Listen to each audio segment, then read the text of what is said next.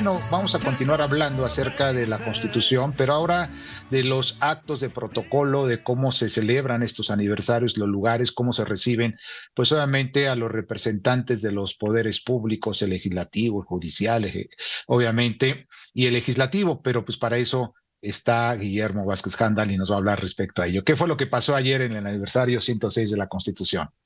Gracias, Bernardino. Pues empezar por decir, como bien mencionas, es un acto protocolario que tiene un ensamble, digamos, tradicional, que normalmente pues no se mueve, está preestablecido.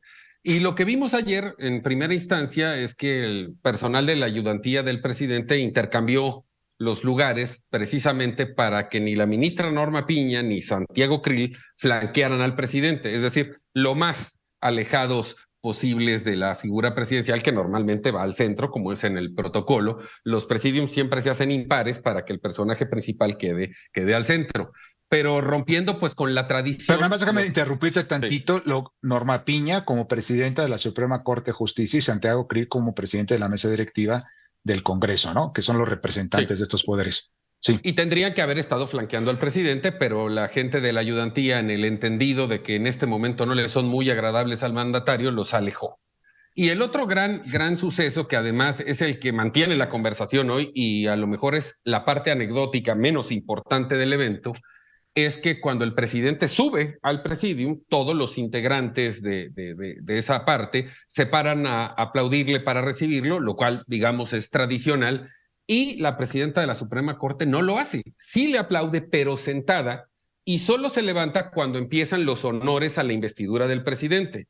Técnicamente no rompe ningún protocolo, pero podríamos calificarlo como una falta de cortesía de su parte, pero que además se entiende claramente que el mensaje es hablar de esta independencia del judicial con el ejecutivo, que además reafirma en su discurso cuando dice que la independencia judicial no es un privilegio, es la principal garantía de imparcialidad. Hoy en la mañanera el presidente ataja la pregunta, porque era imposible omitirla, diciendo que le da mucho orgullo que la ministra Piña hubiera hecho eso, porque ahora se demuestra que ya no son empleados del presidente. Yo personalmente, es una opinión, no le creo, yo creo que sí se enojó, yo creo que no le gustó en lo más mínimo, pero qué bueno que sucedan estas cosas. Y hablando de los otros dos discursos, pues en un tono diplomático moderado, igual Santiago Krill habla de la unidad, dice que la falta de esta contradice la democracia, pero yo creo que quien apunta mejor es el gobernador queretano, el anfitrión del evento, Mauricio Curi,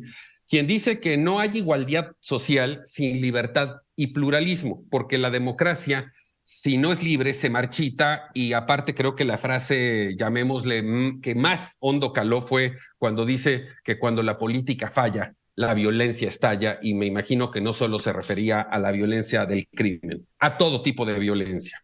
Y me parece que fue un momento extraordinario de contraste en esta civilidad del evento, que además creo que el presidente entendió que no era el momento para una réplica rijosa, donde otros poderes te señalan un posicionamiento que además es una exigencia de la sociedad, y fuera de este ceremonial, me parece interesantísimo. Lo único que lamento es que esta civilidad se terminó hoy en la mañana, una vez que acabó el evento, y volvemos otra vez a nuestro esquema de rijosidad, de polarización y de pleito político. Oye, Sí, Memo, pero sí. lo que Adelante, realmente Alejandro. llama la Elemento atención, interesante es que, Sí. ¿por qué se hace en Querétaro?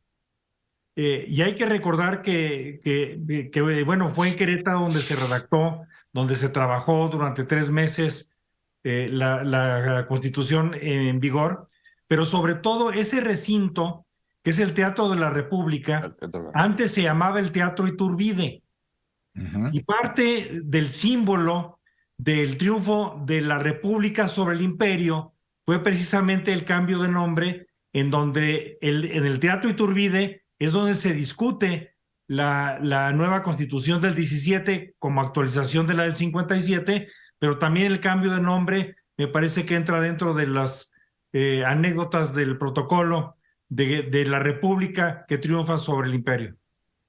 Sí, efectivamente. Alejandro.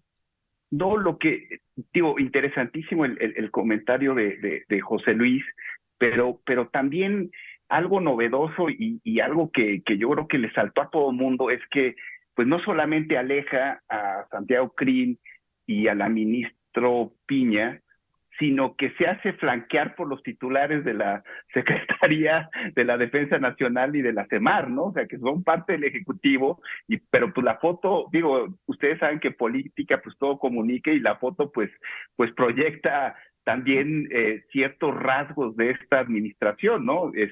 Además de hacerse flanquear por dos secretarios, miembros de su gabinete, pues uno es el general secretario de la Defensa y el otro es el almirante secretario de la Secretaría de Marina, ¿no? Entonces, creo que eso manda un mensaje especial, ¿no? Y más en estos momentos que se habla tanto de la militarización del país.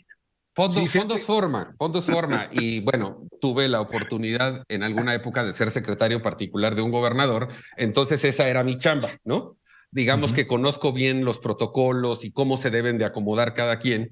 Y efectivamente, en un evento de esa magnitud, quien debe de flanquear al personaje principal son los otros dos poderes y en su caso, el gobernador anfitrión. Los secretarios del gabinete, así sean de Marina o de Defensa, tendrían que ir más alejados porque no son ni protagonistas ni son autoridades per se.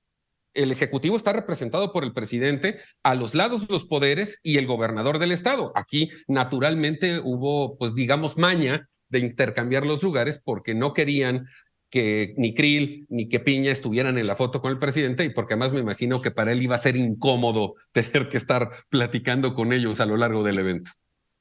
Sí, algo, ya lo dijiste, le iba a preguntar justamente eso, ¿qué fue lo que pasó realmente? ¿Quién se encarga de hacer este tipo de designaciones de los asientos, ¿no? Finalmente, pero yo quisiera destacar algo también muy relevante que habías comentado acerca de la autonomía del Poder Judicial, que era lo que mínimo se podía esperar del discurso de la presidenta de la Corte, Norma Piña, en ese sentido, porque pues, finalmente eso es lo que siempre se ha tenido y se ha tenido que respetar, que es la independencia, la autonomía de un Poder Judicial, los propios jueces, ¿no? Los jueces, si tú los ves, pues prácticamente pocos los conocemos, pocos sabemos quiénes son, porque realmente lo que dicen los jueces es que ellos deben ser independientes, que es parte de su garantía, estar completamente aislados y ellos hablan por sus sentencias, por sus resoluciones. Eso creo que es bien importante porque es un control que es parte del control hacia lo que es el Poder Ejecutivo y a lo que es el Poder Legislativo. Todo lo que hacen allá, pues tú vas a recaer con amparos, con acciones de inconstitucionalidad, con controversias.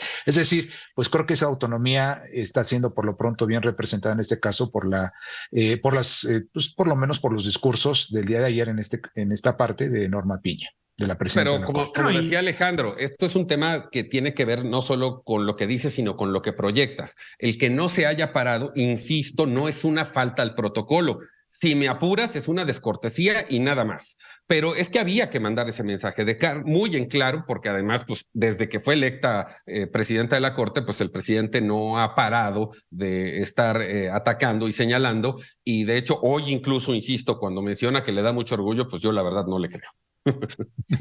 Sí, José Luis.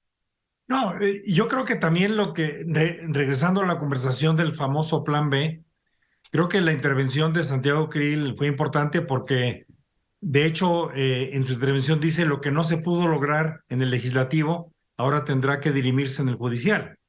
Y sin ese es un mensaje entre líneas en donde la crítica denuncia un nuevo estilo de gobernar, que es utilizar la mayoría absoluta en las cámaras del Congreso para, a través de leyes secundarias, establecer normas independientemente de su constitucionalidad o no su constitucionalidad, retando de cierta manera al propio Poder Judicial para que en todo caso el Poder Legislativo y el Ejecutivo, que en este caso representan a una sola fuerza política, el mensaje que están diciendo es, bueno, yo legislo, yo opino, y en todo caso a mí no me corresponde autocensurarme de si hay o no constitucionalidad, independientemente de que hay comités en el Congreso que deben de pronunciarse sobre la constitucionalidad de las propias iniciativas.